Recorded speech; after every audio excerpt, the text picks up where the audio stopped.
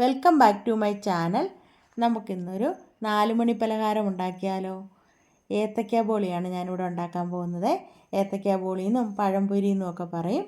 അപ്പോൾ ഞാനിത് ഒരുപാട് പഴുത്ത പഴമല്ല എടുത്തിരിക്കുന്നത്, ഒരു മീഡിയം പരുവത്തിലുള്ള പഴമാണ്. ഒരുപാട് പഴുത്തത് നമുക്ക് ഏത്തയ്ക്ക ബോളിക്ക് എടുത്താൽ ശരിയാവത്തില്ല. ഇനി നമുക്കിതിന് വേണ്ടിയിട്ട് പഞ്ചസാര ഒന്ന് പൊടിച്ചെടുക്കണം. അതിന് വേണ്ടിയിട്ട് ഞാനൊരു മിക്സിയുടെ ജാറിലേക്ക് ഒരു ചെറിയ കപ്പ് പഞ്ചസാര ഇട്ട് കൊടുത്ത് അതിൻ്റെ കൂടെ ഞാൻ ചെറിയ ജീരകവും കൂടി ഇട്ട് പൊടിച്ച് കൊണ്ടുവന്ന് വെച്ച് അത് നമുക്കൊരു ബൗളിലേക്ക് മാറ്റാം. ബൗളിലേക്ക് മാറ്റിയിട്ടുണ്ട്. ഇനി നമുക്കിതിന് വേണ്ടിയിട്ടുള്ള മൈദ എടുക്കാം. അതാണ്ട് ഈ കപ്പിന് ഞാൻ ഒരു 1.5 കപ്പ് മൈദയാണ് എടുത്തിരിക്കുന്നത്. മൈദ എടുത്തു. ഇനി അതിലേക്ക് നമുക്ക്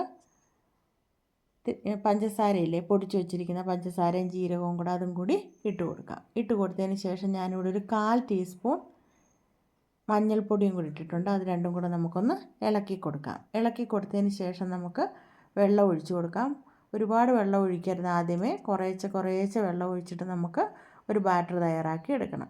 അതായത് ഇതുപോലെ കുറച്ച് ഒഴിച്ചാൽ മതിയേ, അല്ലെങ്കിൽ വെള്ളം പോലെ ആയിപ്പോവും. പിന്നെ നമ്മൾ പൊടിയൊക്കെ ഇട്ടത് ശരിയാക്കി എടുക്കേണ്ടി വരും. ഈ പരുവത്തിനിരിക്കണം. ഒരുപാട് വെള്ളം ആകുകയും ചെയ്യരുത്, എന്നാൽ ഒരുപാട് കുറുകുകയും ചെയ്യരുത്. ഇനി അവിടെ ഇരിക്കട്ടെ. ഒരു 10 മിനിറ്റ് ശേഷം നമുക്കൊരു പാനൊക്കെ ഒന്ന് അടുപ്പത്ത് വയ്ക്കാം. അടുപ്പത്ത് വെച്ചിട്ടുണ്ട്. അതിന് ശേഷം നമുക്ക് അതിലേക്ക് വെളിച്ചെണ്ണ ഒഴിച്ച് കൊടുക്കാം.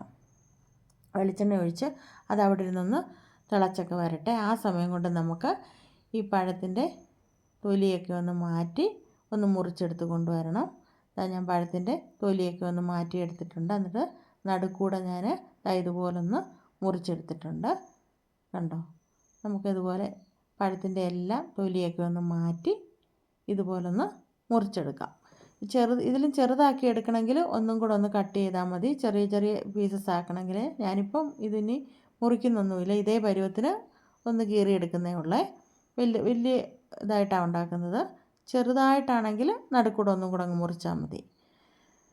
മുറിച്ചെടുത്ത് എല്ലാം വെച്ചിട്ടുണ്ട്. ഇനി നമുക്ക് ആ ബാറ്ററൊക്കെ ഒന്ന് എടുക്കാം. ബാറ്ററൊക്കെ നല്ല പരുവത്തിലിരിക്കുവാണ്.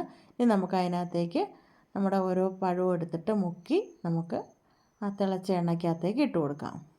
ഇതുപോലെ ഓരോന്നോരോന്നായിട്ട് നമുക്ക് എണ്ണയ്ക്കകത്തേക്ക് പതുക്കെ ഇട്ട് കൊടുക്കണം. ദേഹത്തൊന്നും തെറിക്കരുത്, തെറിച്ചാൽ പൊള്ളും.